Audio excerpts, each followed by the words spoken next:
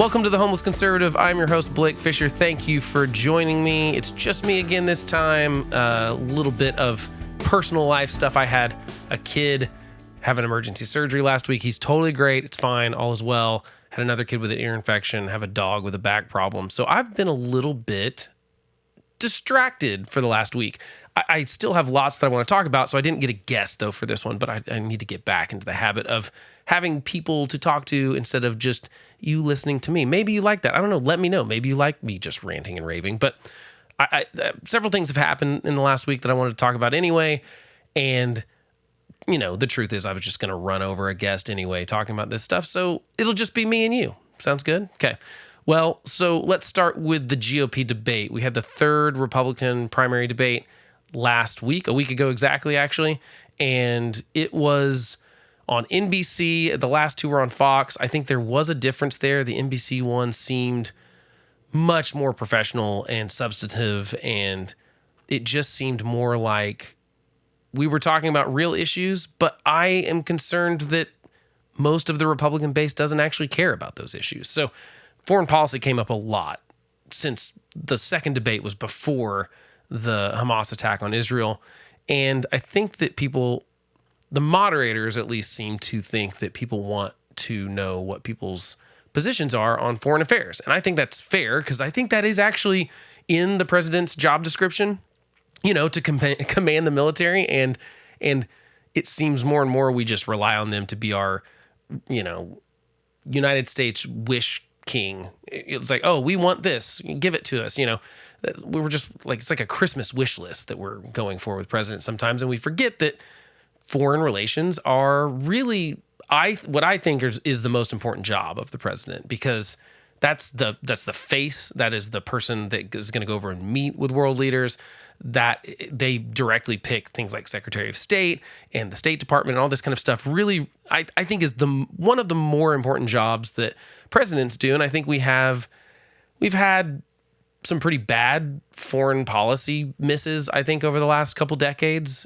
And I think that is fueling a lot of the kind of populism on both the left and the right, but especially on the right.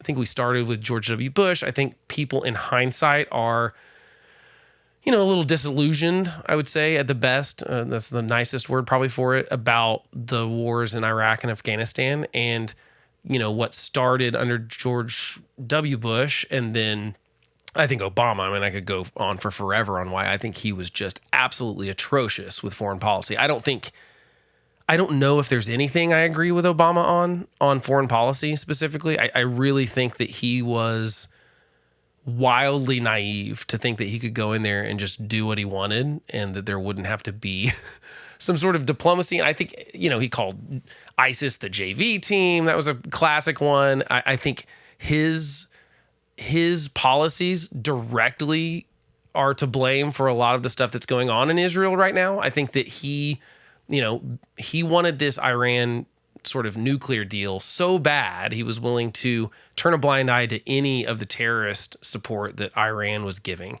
And that has been a buildup over the last 15 years. And Biden has continued that. I don't know why he wants to follow in Obama's footsteps with appeasing Iran. I get that we don't want them to be a nuclear power, but they didn't really stop anyway. They're cheaters, they're liars, and it's a mess. But the point is, I think we've had some bad foreign policy stuff. I actually think Trump had a few foreign policy wins, specifically in the Middle East. I will give him credit for, although really they were all designed and implemented by people that he, you know, hired and trusted to carry that without him really getting involved.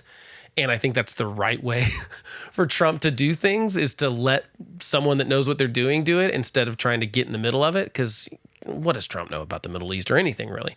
And, you know, but he had some wins. You know, I think he did some stuff that was good. The Abraham Accords, I think, that started to have some peace and some agreements with Israel and other surrounding neighbors, Arab neighbors, and was slowly maybe squeezing Iran out as the country that was going to be like still, you know, death to Jews, and we don't want Israel to be around anymore. But, you know, Egypt and Jordan and all these other countries had kind of come around to, they were having deals. Even Saudi Arabia was right in the middle of these talks with Israel when the October 7th attacks happened. So I think that it's in I mean, we don't have to get into the history of all this stuff or the complications of any sort of what looks like peace in the Middle East, but I don't think we've done a great job at, our presidents specifically have done a great job at working towards that. And so, I think people are a little disillusioned with it, but you hear it in sort of bullet points of, well, I don't want any more forever wars. We should stay out of other people's business. We should worry about what's going on at home instead of what's going on in the rest of the world. And I get those sentiments. I really do. I understand. I understand why people are upset. I understand why they feel like, okay, we're sending money to Ukraine, and meanwhile we've got so many problems here. And I think there's a couple things that people forget about foreign policy specifically is that, one, it does directly affect us, not normally immediately. And so, we sometimes don't see the fruit of this labor for maybe a decade or more than that sometimes. And so it's really, we don't get immediate results from a lot of the things we do in the rest of the world. But let's just pretend that we take the new right approach to foreign policy, which is we should just stay out of everything and worry about America first. Okay. So we should stop sending money to Ukraine. We should not send money or weapons to Israel. We should not pick it. We won't defend Taiwan if China invades. Pick all those things. And let's just say that all those things happen. Okay. Let's say that Israel has to fight a multi-front war and without our support. Let's say that Ukraine has to fight without us or NATO's support.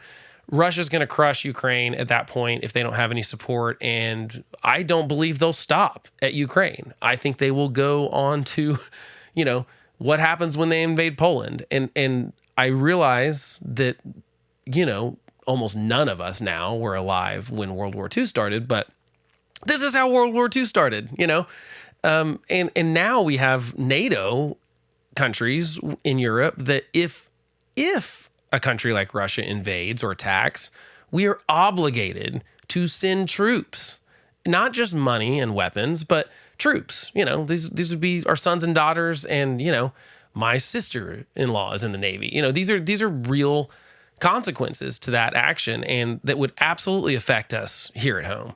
And I just think it's foolish to think that we have no interest in these places. I understand. Let's have a talk about what we think is wise and what's the end goal in Ukraine or whatever. But I think this whole America first on the right of let's just worry about our own problems. First of all, we should be smart enough and good enough at doing these things to be able to do two things at once.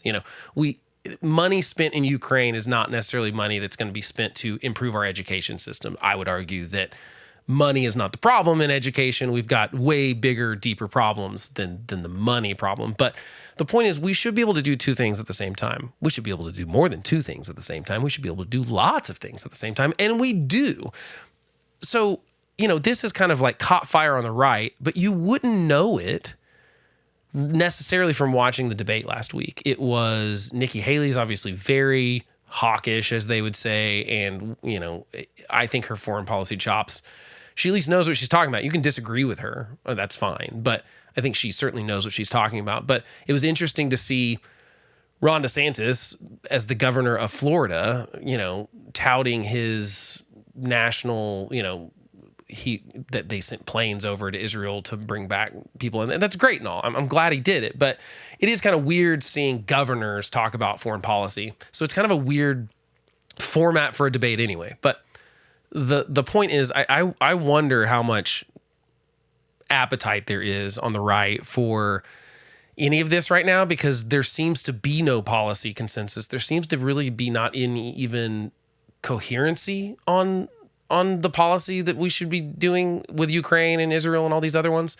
And so, because everyone's just following Donald Trump. I mean, essentially the Republican base is all in for Donald Trump and whatever he says at that moment. And then when he changes his mind and says something else, they will go with that instead of the thing that they agreed with him 5 minutes ago on. So there's not really principles. There's not really any sort of what's our foreign policy, what are our guidelines going to be? What's our goal? And it doesn't, to have that debate in the middle of this primary where it's just all rage and demagoguery and following one kind of cult-like leader, it just seems kind of silly. So it was a great debate, actually. I really liked hearing the policy differences, because my biggest complaint with most of these primary debates is that they bring up subjects that everyone on the stage agrees with each other on. They're like, what do you feel about gun rights or something? And they're all just going to agree on it. And I want to see the differences between these candidates. I want to see, okay, I got to pick between these. On Wednesday, it was 5 people on stage, I believe. So it was Chris Christie, Nikki Haley, Ron DeSantis, Vivek Ramaswamy, and Tim Scott. And Tim Scott has since dropped out of the race. So we've lost Tim Scott. So now it's really just Christie, Ramaswamy, Nikki Haley, and Ron DeSantis. That's who's left. You know, Ramaswamy should not be in it. He's not serious. I don't think he actually thinks he has a chance at being president, and he's clearly just kind of a stalking horse for Trump. He's just the Trump surrogate because Trump won't show up to these debates. But, you know, he's getting murdered in the polls. Most people find him obnoxious, but he's doing what he's supposed to do, is go out there and be Trumpy. And Chris Christie's sort of, you know, entire premise of his presidential campaign launch was that he was going to go after Trump, sort of hammer and tongs. And I just didn't see it Wednesday. I didn't see that he was, I thought Christie could do a better job at coming out and being like, okay, they tried to ask this as like the first question. It's like, you know, why you instead of Trump, who's, you know, by far and away the leader of, in the polls right now. And really everyone kind of dodged the question. And I just think, it's so cowardly to not be able to stand up and go like, hey, this guy shouldn't be president again. Because I think privately they all feel that way. They wouldn't be running for president publicly if they didn't feel that way. But they're trying to hedge it as like, well, yeah, he did some good stuff then, but he's not the right guy for 2024, without really laying out the details of why. And I think it's incredibly dangerous, because what they're validating his candidacy. They're validating him as a possible alternative to Democrats and Joe Biden. And I just think he's not fit for office. I think that he wasn't fit for office the first time, and he's worse now. I mean, he's openly calling for all sorts of unconstitutional things and fascist things. And I don't like to throw away it's at least authoritarian. Okay. I won't throw out fascist. I guess it's overused, and it's just kind of a buzzword I feel like people throw out there without really, even though he does have fascistic tendencies, I do think. But the point is, he is openly calling for the punishment of his enemies, not because they did anything illegal, but just because they're his enemies. And so it's this, and he's calling for, hey, none of these external threats are as threatening to us as the threats from inside of our country. And he's saying half the country is evil and we should destroy them. I just think that kind of language is so bad coming from the leader of a party and potentially the next president. And especially when you look at the polls, he's doing better in the states that are going to be the battleground states, like Nevada, Wisconsin, Pennsylvania, Georgia, Michigan. He really, actually, every Republican beats Biden in those states, which will bring me to another point in a little bit. But to stick with the GOP for a moment, you know, it's not, you know, I don't think these candidates are doing a good enough job at saying he is dangerous and we are crazy for maybe nominating him and Trump again and having a rematch of 2020 when most of the country doesn't like either one of those options. And I just think it's incredibly cowardice of not only Republicans, but Democrats, because you see, okay, so we've got the actual Republican primary, which with, you know, candidates, Nikki Haley, DeSantis, really it's just DeSantis and Haley. I don't know why Christie's not getting in there and really stirring the pot a little bit more. I would like to see him do some more, hey, you know, Nikki Haley, put her on the spot and say like, you know, why do you think Trump is fit for office? I don't think he's fit for office. And make her defend it and make DeSantis defend it. I realize they're trying to like tiptoe around this thing as if they just expect something to happen to Donald Trump that will make him not be able to be the nominee. But as of right now, no one's shown me what that thing's going to be. Everyone just thinks it's going to happen. Just like they thought it was going to happen in 2016, just like they thought he would go away after 2020. They just thought some sort of external force was going to come in and and render him useless, and then therefore they'd be in the good graces with his base to scoop them up and win the nomination. I think it's such a foolish way to look at it. One, it's morally reprehensible, in my opinion. If you really, to not say what you really believe in, I think it's just wrong for these politicians. And I get that they're playing a political game. I get that it's politics, but it seems especially important right now to be like, no, he's not qualified. He shouldn't be the president. Just look at the way, okay, take everything else off the table, everything else about Trump. Just look at the way he mishandled the classified documents and how he has kind of released state secrets. He blabs about it to people that he shouldn't. He's not even careful with our national defense secrets and top secret stuff, which makes us vulnerable to our enemies. And there are people that absolutely want to destroy America. Iran, the reason they fund terrorist groups is to attack and destroy America. And that is their goal. And they're attacking military bases right now. And we are not doing much about it. They are attacking troops all the time. And we're just dropping a bomb here and there in Syria to take out some of these groups that Iran sponsors without going after Iran. Iran would love it if we self-destructed ourselves and they didn't have to do it. And no one's talking about that. And Donald Trump is playing into our enemy's hands when he mishandles classified documents. That's just one reason that I think he's not qualified to be president. We shouldn't trust him with state secrets, honestly. But we're not saying that. The candidates are not saying that. And then on the left, everyone knows that Biden is really old. There's polls out now that are showing that more and more people are coming onto this train of he seems like he's lost a step. That will only go in one direction. There is no turning that clock back. There's no way he's going to turn it around. He can't go to the gym. It's not like this is not something he can fix. And it's really bad right now. And we're a year out from the election. I'm not confident that he's going to be able to turn around those opinions that are he is too old. And I'm worried about him being the next president, especially as things get more heated in world geopolitics. If this Israel Hamas thing goes on, and if it starts becoming a multi-front thing as Ukraine and Russia goes on, who knows what else will happen in the next year. I think people are going to go, hey, I need a president that doesn't just work from 11 to 4 p.m. and then calls it a day. We need someone that can, I just think that people are losing confidence in it. And it's clear that Democrats are too. And yet none of them will really say it.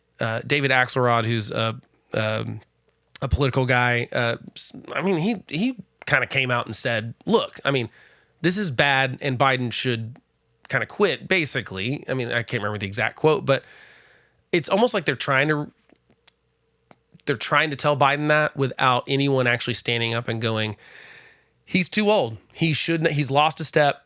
We need more Democrats to come out and say that they don't have confidence that he can be the next president. And we need more Republicans to come out and say that they don't think Trump can be the next president, and that both choices are dangerous. And essentially both choices rely on the other one being in the race to be able to win.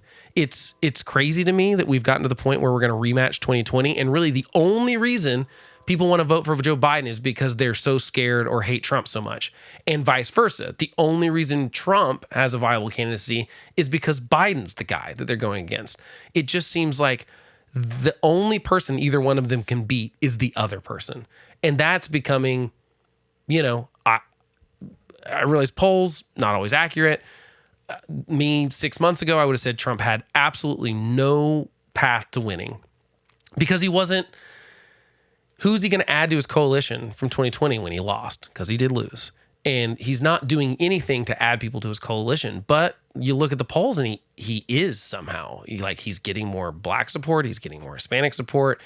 The working class vote is just moving over to the Republican Party, and the Democrats are becoming kind of the party of elite, college educated, white collar workers. It's flipping. And so some of those people are going to Trump because what they remember is, okay, when Trump was president, I didn't really like him. I didn't like his tweets. I don't like it. I think he's not a nice guy. But you know what? My dollar went further to purchase eggs. My job was better. The economy was better. And when it comes down to it, people are going to vote for their own interest. That's just how it works. And so people are remembering the rosiness of, well, we didn't have the Ukraine conflict. We didn't have the Israel thing. We didn't have, pick any of it. We didn't have COVID yet. We didn't have the post-pandemic stuff. We didn't have the economy we have. We didn't have inflation. And that's what they're going to remember. And so that is why I think Trump is rising in these polls. I still think it's a pretty good long shot that he would actually win. I really don't think that once the spotlight is on just him and Joe Biden, I think that right now we're not seeing a ton of Trump stuff in the main media stuff. I mean, it gets talked about some, but he's not on people's radar the way he would be once it's a general election. And I think the stuff he's saying is just crazy. And I think that people will remember that. And they'll be like, oh yeah, I remember why we didn't like this guy. But I still think Biden could lose it. And I just think it's crazy that we're going down this path. But I think people like Gavin Newsom, who are basically running for president right now, he's visiting Iowa, he's hosting Xi Jinping in California. He even cleaned up the streets, cleaned up all the poop off the streets for the visiting Chinese president. And he's clearly running for president.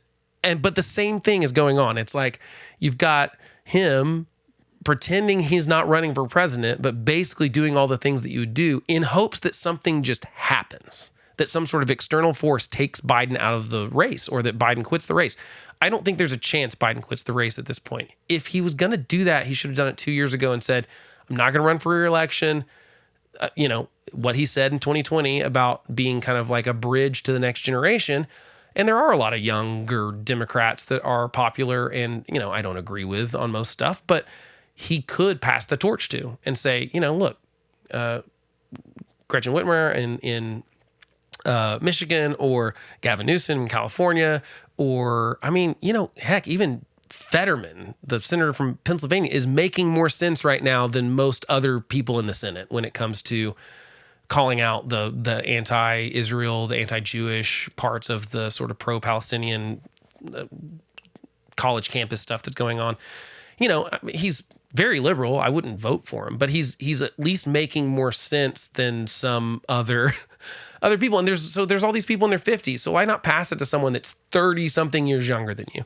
But I don't think Biden's going to do it. And for all of these Democrats to just kind of like wait in the wings for something to happen. And the truth is they have no confidence in Kamala Harris either, but they're not going to say it. They're not going to come out and say that, but they should. I think that we should hold our leaders accountable no matter what. I think that's what the press is for. I think that's what the First Amendment is for. I think that's what we as voters are supposed to do, is hold our public elected officials accountable. But I think it's especially important to do that within your own party. So that, why I spend time attacking people on the right is because I think that it doesn't gain as much traction when it comes from the left, because you can blame it on liberal bias. You can blame it on the mainstream media being liberal bias, which they absolutely do. And so it's really easy to dismiss the attacks from the other side. So if you're conservative, I think it's important for you to read and follow and listen to people that will not attack. I don't want to say attack because that's not the right word, but will criticize Republicans that are elected when they do things that they don't agree with. So to be like, I don't agree with them on this policy. I think that's how it should be, because it's going to persuade people better when it comes from someone that's like, okay, well, I know that person's not actually a liberal, and so I should listen to what they say because they're smart. I generally like what they say. And if they're saying they don't like this policy that someone has, and you don't have to be, you don't have to totally wholesale write someone off because you disagree with them on one thing. That's happening a lot too. I will gladly give Trump credit for the things that I think he deserved credit for, and I have. I also think that on the whole, he's not fit to be president again. And I think he's dangerous, and I think he will destroy this party. If the ship has to go down with him, he's fine with that, because he doesn't actually care about Republicans. He doesn't care about conservative values. He doesn't care about conservative policies. He only cares about himself.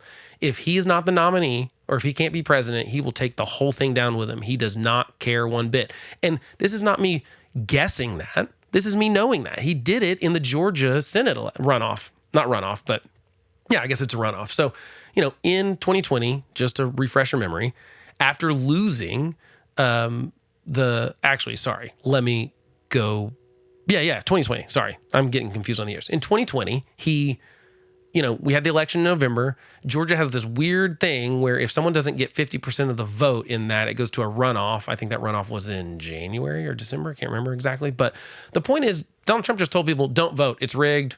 Told Republicans, don't go vote. It's not even worth it. Well, guess what? I mean, some of them listened to him, and then Republicans lost control of the Senate based on that. He does not care about this stuff. And so I do. I think the Republican Party is in shambles, and I think it might need to totally burn down before something can rise from those ashes. That might very well be the best case. I mean, I was not on that team in like 2016, 2018, even 2020, because I was like, no, if you abandon the party, the reason I haven't quit being a Republican and I'm just like the homeless conservative is because I feel like the only way to fix a party is from the inside.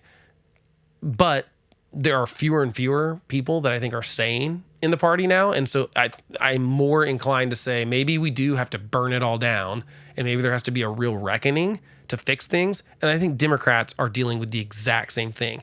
They've got to deal with the far left of their party. They've got to deal with some of the crazy stuff on their side.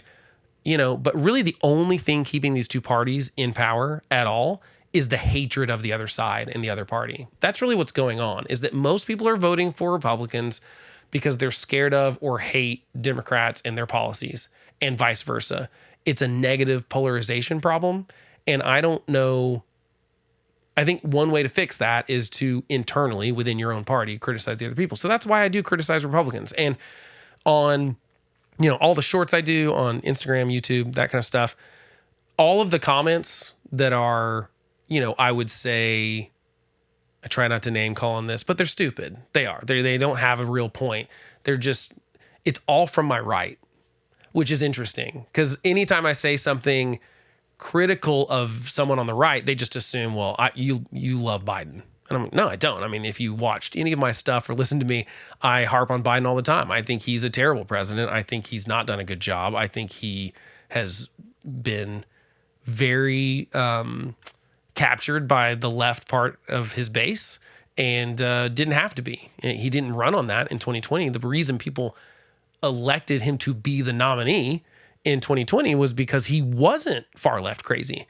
He wasn't doing the Elizabeth Warren and Bernie Sanders stuff. And he was like, no, look, I'm in the center of the Democratic Party. And that's what he ran on. It was black women in South Carolina that really got him the nomination. It was not going great for Biden until that state had their primary. And so that's kind of what got the ball rolling. And then other Democrats getting out and realizing, yeah, look, if we want to beat Trump, this is the guy to do it. And they all got behind him.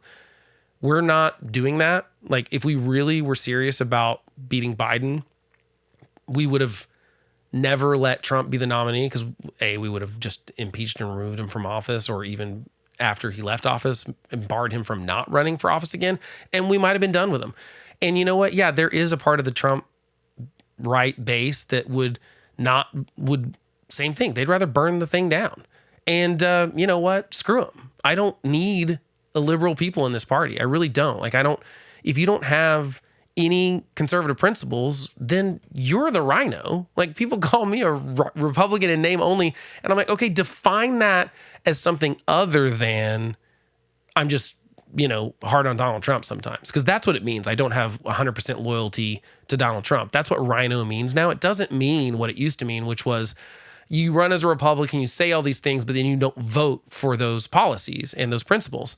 But that's not what they're talking about. I've had the same policy and principles for decades. I mean, not that they don't evolve and change and stuff, but, I think we should be fiscally responsible. Neither Donald Trump or Biden do. Neither one of them want to touch entitlements at all. I think we have to, or we're heading for a debt crisis. We're $33 trillion in debt.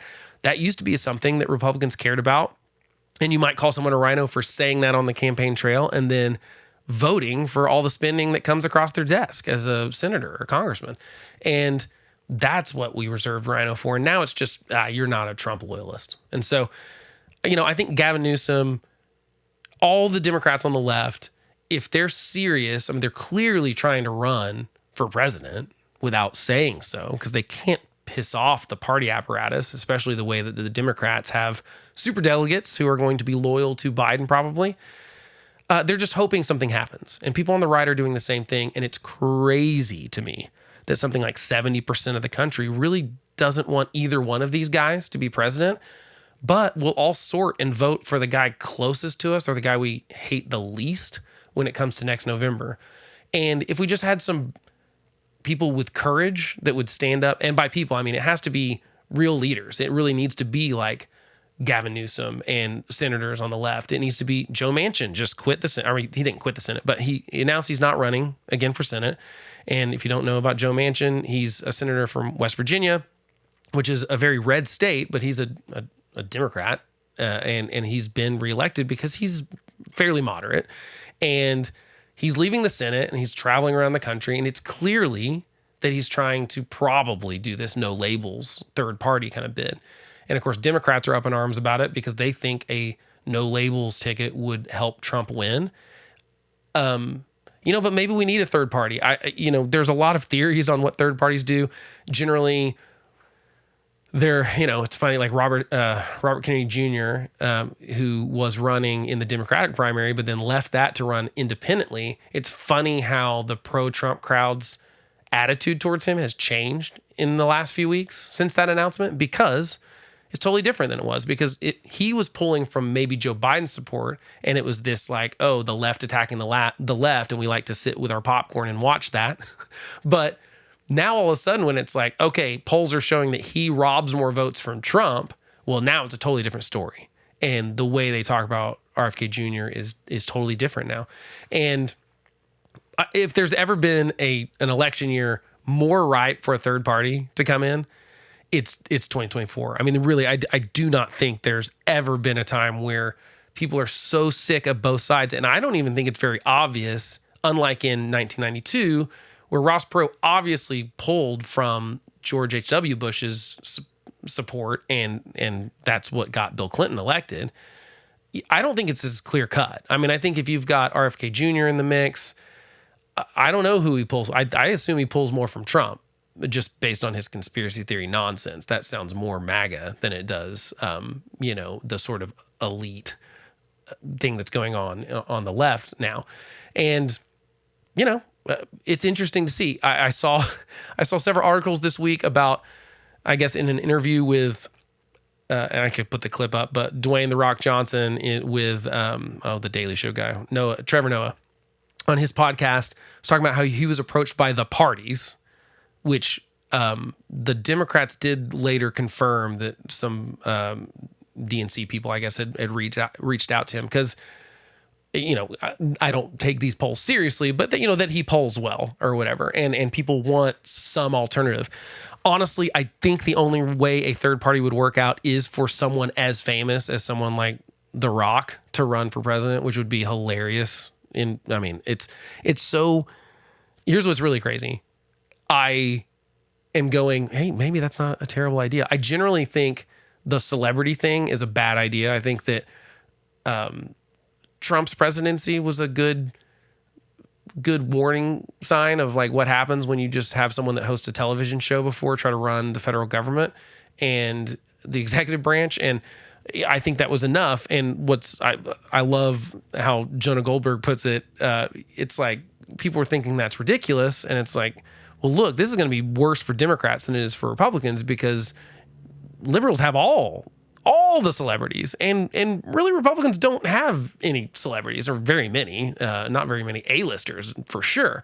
And so you're going to start to see this happen, I think. And I think it's viable. I mean, I think that people are so desperate for someone else that they'll be like, yeah, let's run The Rock. That seems like, let's run a pro wrestler actor who seems like a nice guy. But I mean, do we know anything about his policy credentials or knowledge of any of this stuff at all?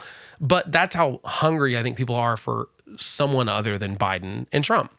And the party that figures that out first and puts someone else up, I think will win. I mean, so if the Republicans could get their crap together and have Haley or DeSantis, either one of them, as the nominee instead of Trump, they would just absolutely destroy Joe Biden. And here's what would happen too. If, for example, if something happened to Trump right now, let's just say Trump falls down the stairs and is in a coma, there's going to be a scramble not only on the right, because Nikki Haley and DeSantis would their prayers would be answered and something happens to Trump to take him out of the race, and now they can come in and be the nominee, and one of them would then be the nominee. You would think you're going to see an absolute panic from the left if something like that happened, because they would realize, crap, Trump's the only person that Biden could beat. We got to get rid of Biden. And depending on when that happens, I'll link to an article about what happens in the case of a candidate dying, like an actual practical, here's what happens if it's by certain dates and if they're on the ballot, if they're not already on the ballot, if it's after the nomination. There's all sorts of scenarios that have happened in the past and could happen again when we're dealing with two guys that are so old. And obviously, they're both past the average life expectancies for males in the United States. So this is not a crazy thing to say that something bad could happen to one of them. And you would see the same thing happen on the left. If Biden died or was incapacitated or even just had a senior moment that was more publicly, clear to everyone than say all of his other senior moments he currently has, or let's say it's even something less. Let's say it's there's a smoking gun in the Hunter Biden stuff that shows that he took bribes from China or something. I mean, let's just say anything like that happens.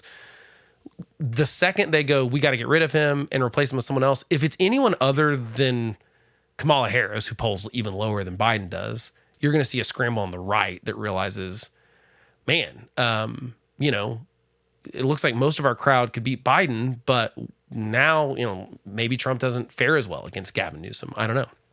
And so I just think it's cowardly that none of the leaders in the parties are coming out and saying, this is crazy. And I won't get my wish on that, I don't think, because I think everyone's concerned about their own job. That's really what it boils down to, is that these people in the Republican field right now are worried about what's their next job going to be in 2026, 2028. Are they going to be vice president? Are they going to be put in someone's cabinet? That's what they're worried about. They're not putting the country first. They're putting their ambitions first and then the country. And I just think that we have we are so desperate for real leadership in that area. We do not have anyone that's willing to sacrifice popularity or their own jobs or their own popularity, whatever it is, for the sake of the country. Because I think we're heading down a bad path. I think that either Biden or Trump being elected in 2024 is going to end poorly. I just don't see that there's any way Biden doesn't continue to decline or die in office. And then it's going to really depend on who his vice president is. And I don't see any way that Trump doesn't actually do the things he's promising he's going to do. Basically whatever he wants. If he nominates someone for a cabinet position and the Senate says, no, that person's absolutely crazy, he's just going to do it anyway, and we're going to have a constitutional crisis. I don't think any of this is outlandish. He talked about using the Insurrection Act to turn the United States military against citizens of the United States. He talked about invoking that after the election in 2020. He will do the same thing if we give him power again. I just think you need to believe people when they say what they're going to do and when they're talking about doing illegal, unconstitutional stuff. Anyway, that's the end of my rant on the GOP stuff. But there were other things going on this week, and so I feel like we should talk about it. I talked briefly in my newsletter, which comes out on Fridays. In case you're not subscribed there, it's on Substack.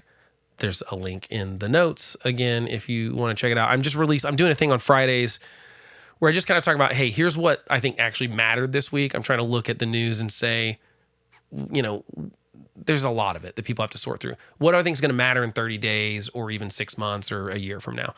And I'm trying to not include anything that I don't think is important. I'm also kind of highlighting what is not important that was all over the news, because that happens a lot too. And anyway, I talked about abortion specifically because last week in Ohio, the residents voted to basically enshrine abortion access in their state constitution. Ohio has this very weird, I would not suggest other states follow this, but they have a 50%, just a majority of a vote can change their state constitution. That seems kind of crazy to me.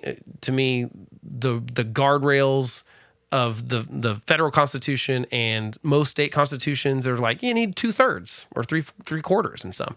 And I think that's a better way to do it, because majority rule can kind of turn into kind of populist nonsense. So 50% plus one person can say, we're going to change the Constitution.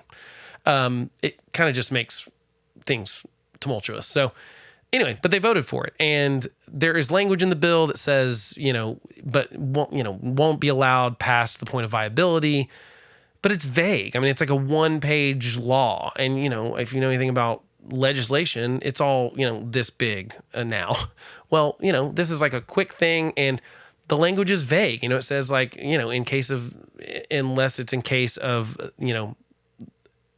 the life or the health of the mother, won't be after viability. But health, we've got lots of court cases right now that have things like, oh, well, it could be their mental health or their social health or their financial health. And they're trying to use that health word as not just like physical bodily health. They're trying to include all these other things. And so I just think it's too vague to send to the people. But what's clear to me about it is it's not that I want to get into like the abortion debate right now, but I do want to talk about how Republicans do not have a message on abortion. It's like they, for 50 years after Roe, they just talked about overturning Roe and how it's bad law. And I think they're absolutely right. It's terrible law. The Supreme Court should not be able to make up a constitutional right. That is not what the Supreme Court is supposed to do. They're supposed to interpret a law that was already written as, is this constitutional or is this not constitutional? Or is this action by the government constitutional or not constitutional? They are not supposed to say, you know what, here's a new right for everyone. And even liberal law scholars would say the same thing. It is not the Supreme Court. Ruth Bader Ginsburg said the same thing. This is bad law. That it should not have been decided by the Supreme Court. It's not how it should have gone down. Anyway, the point is, conservatives spent 50 years trying to overturn Roe, and then when it happened, and they even got a months-long advance because the opinion basically leaked, they had no strategy for like, what is our position? What's next? Like, what should we do next? Are we all going to be on board with saying this should be a federal thing? Like that we should have a federal 15-week limit? Are we saying this is all states' rights? Because there were a lot of different people on the, when Roe was active, we'll say, was the law of the land, even though I don't think it was the right way to do it. Everyone could have these arguments, and they meant nothing because no one could actually do anything. So Democrats could say whatever they want, Republicans could say whatever they want, but there was no action they could take. So lots of state legislatures passed all sorts of laws to curb abortion, knowing they're just going to get challenged in the courts and they're going to lose. But it was a base turnout kind of thing, and it worked really well for Republicans for a lot of time. But the problem is they totally dropped the ball on what's step two. Okay, so they overturn Roe with Dobbs, and then they kind of go, oh, and it's just total turmoil. So there's some people that think it should be a states' right thing. There are some people that think that there should be some sort of federal ban. And ban is a bad word too, because the proposed solutions were like 15-week limits, which I think is very important to talk about, is that the 15-week limit is what everyone in Europe does, like France and Germany and England and all these places. They have a 15-week limit. They say like, no, that's it. We're not doing it after that. That's barbaric. And, people on the left here in America are fighting for them to be right up till the moment of birth, that it is absolutely the woman's choice. There is no other entity involved in this. There's no other human being till right up to the point of birth.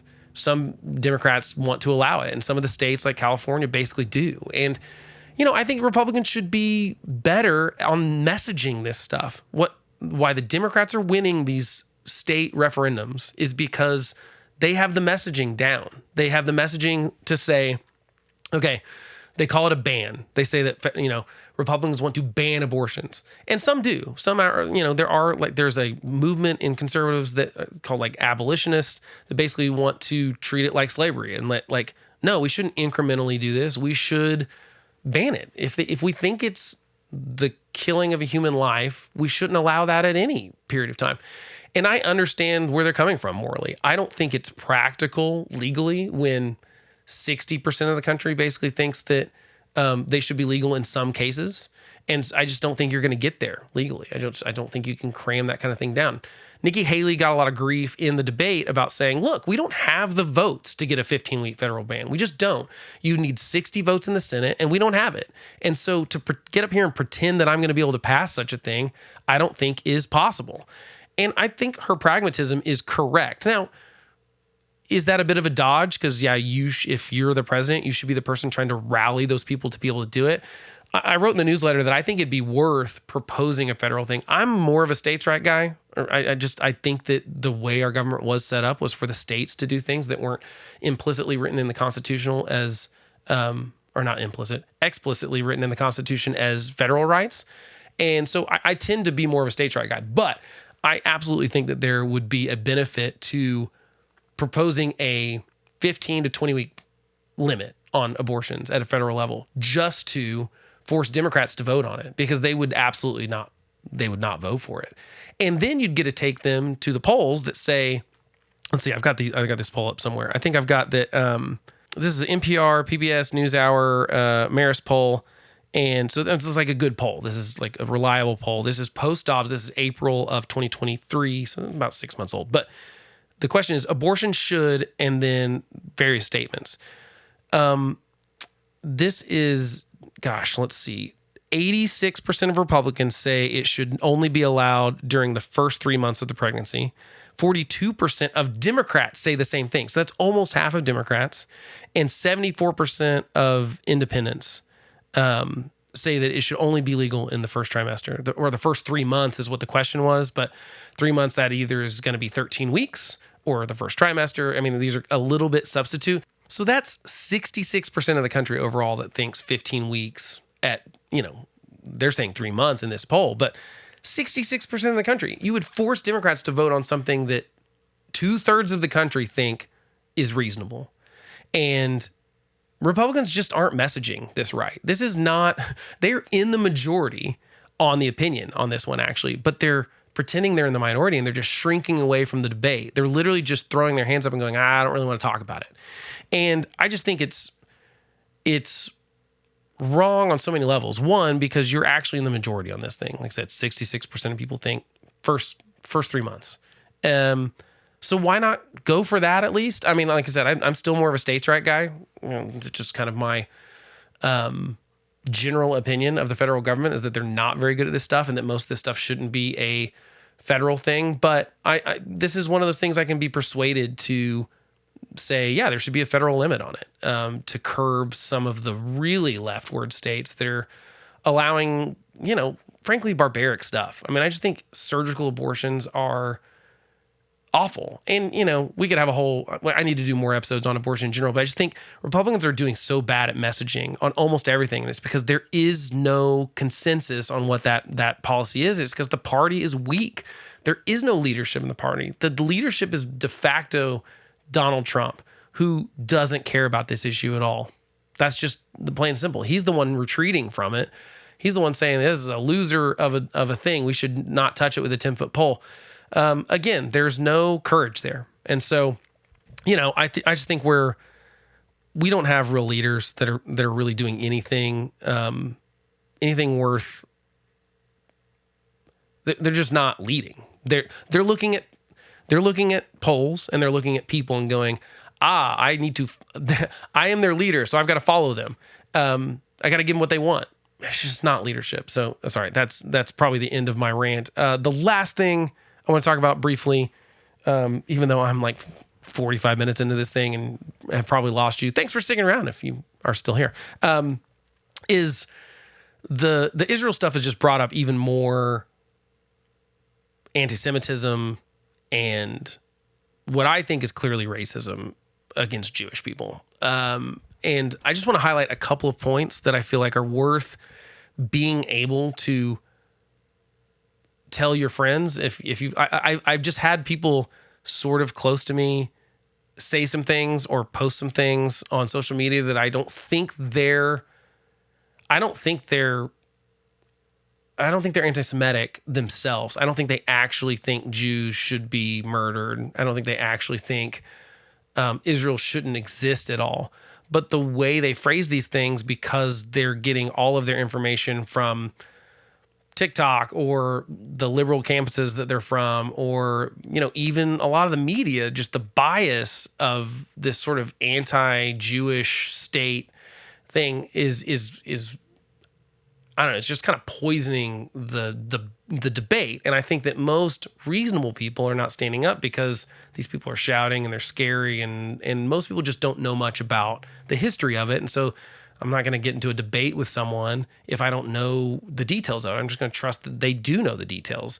And so let me give you a couple of those details, though, so that you can push back on this if you want to. So there's two specific things I mentioned. I did a short and reel last week about how the river to sea thing. I'll repeat that here. So the common one chant at a lot of these pro-Palestine rallies are, from the river to the sea, Palestine will be free. And I explained in this short that, what they're saying there is the entirety of Israel should not exist. There's no other way to interpret it. The river is on one side of Israel, the sea is on the other side of Israel, and Israel is in between it. And they're saying that should all be Palestine again. We can talk about the Israeli government's failures, for sure. There are people that have that debate in Israel, for sure.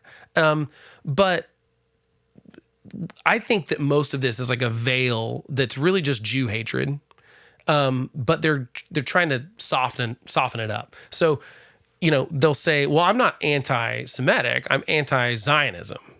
And to my reply would be to that, okay, why do you think the Jews and Israelis are the only people on earth that don't deserve to have their own nation? Because that's what you're saying. I've never heard anyone say, well, like, for example, because there are people calling for the elimination of Israel. And if you say you're anti-Zionist, Zionism is the first thing that happened, which is people that believe that, like, hey, Jewish people should be able to have a nation of their own.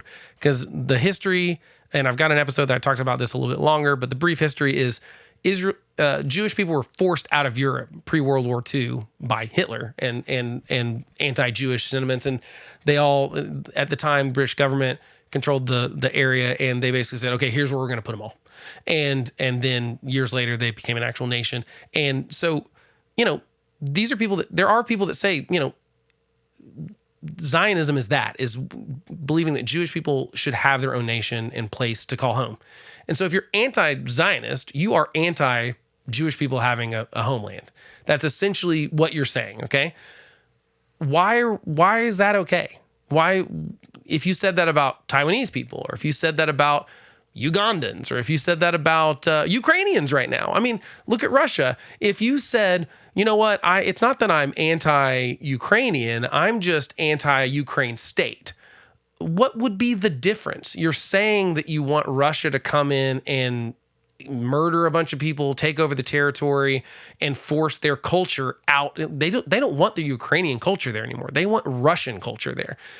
That's a genocide by definition. And so no one makes that argument for Ukraine. No one's like, well, I'm just anti-Ukraine state, or I'm anti-Taiwanese state, but I'm not anti-Taiwanese people. Well, what do you think will happen how do you think that happens? Do you think that these people are going to be peacefully coexisting with the people that want to kill all Jews? No. And the other incredible poll, okay, so that's the anti-Zionism thing. When people try to say, I'm not anti-Semitic, I'm anti-Zionism, to me, it's getting it backwards. It's saying that, like, okay, why are you anti a Jewish state, but you're not anti anything else? You're not anti any of the Arab states around them. It just doesn't make any sense to me. Like no one has presented an argument to me that says, here's how, this is why there should be no Israel, but they don't apply that to any other country in the world. And it just, to me, it just is like it's kind of like a Band-Aid over what is really anti-Jewishness. And the Jews have been persecuted for thousands of years. And when anyone kind of brings up that, like, oh, well, they're just a new country, they shouldn't really be a country, 50 years. Well, I mean, there's a lot of newer countries than that. So who cares? I mean, like, Ukraine technically wasn't a country that long. I mean, although there's complications there too. Because they were a country, then they weren't a country, and then they're back. Well, the same thing happened with Israel. I mean, it's been thousands of years since Israel was around. So they're back to where they were originally. So it's complicated. I totally get that it's complicated, but it's not complicated to say, hey, you are calling for the murder of Jews. And here's a specific thing. So there's a poll that I'll link to in the notes. 1 in 5 Democrats, so like 20, I think it's 21%. Let's see, 20%. 20% of Democrats in this poll say they support Hamas over Israel. I think it's important in polling, by the way. Anytime you see a poll, look at what the question was asked, because the question was, generally speaking, in the Israel-Hamas conflict, do you side more with Israel or Hamas? And there was an option to say, I don't know, not sure. Overall, 58% of Americans support Israel, 11% support Hamas. I think it's pretty crazy that we have 1 in 10 Americans that say they support Hamas. Hamas is a terrorist organization. They explicitly call for the killing of Jews, not even just the elimination of Israel, like the killing of Jews. They did awful things on October 7th. They do awful things to Palestinians too. If you are pro-Palestinian people, you should not be pro-Hamas. Hamas took over in 2005. They have not held elections since. They murder their opposition. They use Palestinians as human shields. They hide their ammunition under hospitals and refugee camps. Hamas does not care about Palestinians. They care about killing Jews, and it's not so. The fact that 1 in 10 Americans support Hamas is crazy to me. But Democrats, it's 20%. So it's twice that amount. So 54% say they support Israel, 20% say they support Hamas, 26% say they are not sure. Democrats are going to have to deal with that. I mean, that is a big number. 1 in 5. 1 in 5 Democrats. It doesn't skew as young as you think it would. It's actually like the 25 to 40 crowd that mostly scores in that, although there are a shocking number of young people too. That's something that the left needs to deal with, and some people are calling it out for sure. But we need to on the right too. I mean, it's crazy to me that you can support Palestinians. You can support a Palestinian state, which they've always not agreed to. We've had multiple situations where, I mean, I think the last time it happened, I think was 2000 with Bill Clinton, if I'm not mistaken. And Yasser Arafat, the leader at the time of the whatever it was called, the group that ran it before Hamas, essentially, said no. Even though there were concessions where Israel would leave, I think, the West Bank and Gaza completely. And keep in mind, when people call them colonizers or settlers, or that this is some sort of apartheid thing, that is all hyperbole. The fact is, I'm not saying Israel's done everything right, but the fact is Israel left Gaza. They took they forcefully moved tens of thousands of Israelis out of Gaza at the time. So they forced resettling of I don't think it was 50,000 people. So they did that voluntarily to say hey, anyway, it drives me crazy and I get really worked up about it because it's so clearly anti-Semitic. And for all the years that we've been dealing with everything to the right of anyone, the left has constantly been saying everyone's Hitler. They said that Romney was Hitler and McCain was Hitler, and they said Trump was Hitler, who's certainly closer to it. And there's always these talks of how many memes did I see on the internet that were if you ask yourself, what would I have done during the Holocaust, you're doing it now. For everything, whether it was Black Lives Matter or pick your social justice thing, that was the saying, is you're doing it now. Meanwhile, 20% of Democrats are siding with the terrorist organization that is thrilled about killing Jews and to try to kill as many Jews as possible. Not Israelites. I mean, I'm showing my Christianity here, but the Israelis, not that they killed Israelis, they were proud that they were killing Jews and beheading Jews and killing babies. And it's the largest number of Jewish people murdered in one day since the Holocaust. They're the ones doing what they would have done in World War II. So don't feed me this crap that it's the right that's doing all of this. And trust me, there is anti-Semitic stuff on the right too. But it's that horseshoe theory of that, as the left and right get further and further apart from each other, they actually come up and they're closer to each other. So you've got the far right that's anti-Semitic, and you've got the far left that's anti-Semitic. They just have different reasons for being anti-Semitic. So on the right, it's because they think Jews control everything, the general conspiracy theory kind of stuff. And on the left, it's because they think the Jews are all powerful and they've got to pick an oppressor and an oppressed. And they're picking Israel as the oppressor and Palestinians as the oppressed. And that's their narrative and they have to stick with it. And I think it's just completely exposed the hypocrisy and how much of a house of cards all of the identity politics on the left is. It's toxic. I've always thought it was toxic, but it's really rearing its head now that they're saying, for example, for the last several years, all I hear is like, well, words are violence. Okay. But now they're saying Hamas's actual violence of innocent people. Well, that's just protest, and Israeli people deserved it because of them being the oppressors. I think it's crazy. And I think that the silver lining in it is maybe that it will expose some of this identity politics as being the toxic waste dump that it always has been. But maybe we're finally going, I don't know. It seems like siding with terrorists on college campuses now that it's so clearly this rot on the far left of college campuses and in our kind of elite media institutions and stuff. We're seeing this kind of rot and people aren't calling it out. And again, I think that the left needs to call out the left on it and the right needs to call out the right on it because it just doesn't work as well when we go across the aisle. It doesn't do as well to persuade people. And I think that's what we got to do. I think if you want the country you want, pick the issue you want, you've got to be able to persuade people to come to your side. And we're just not doing that. And that's part of my goal of this entire podcast and this whole platform is I want to persuade people. I want to talk about the nuance of these issues. They are nuanced. And I just kind of hit the bullet points in this episode. So it's probably not a great example of it, but we need to be able to have discussions like this without being so vilifying.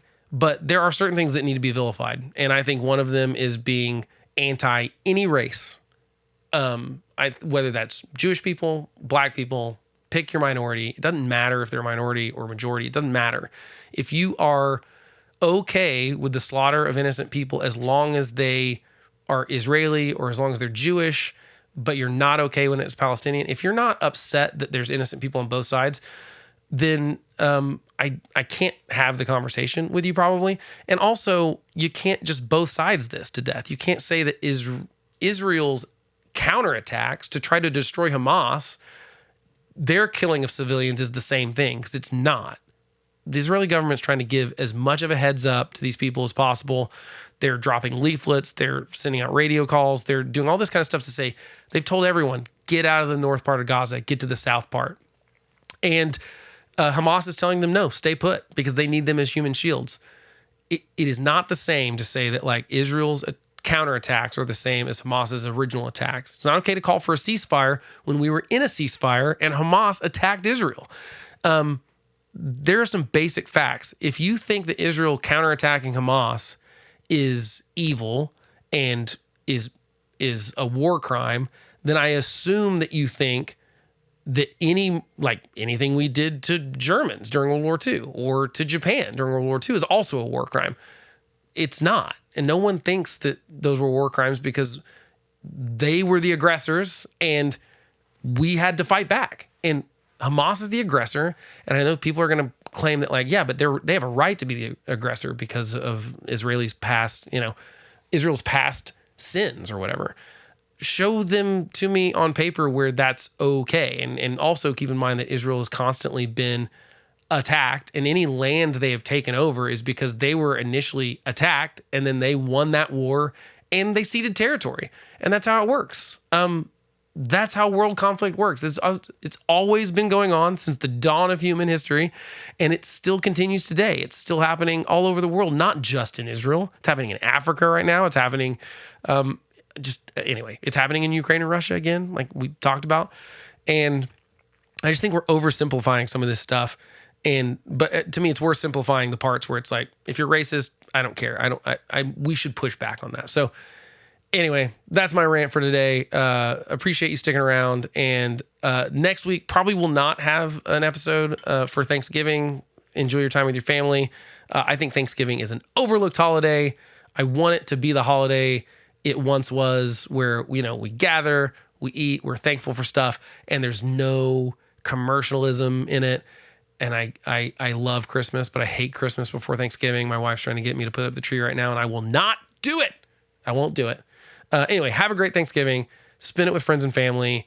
Find things that you're thankful for, and I'll talk to you next time.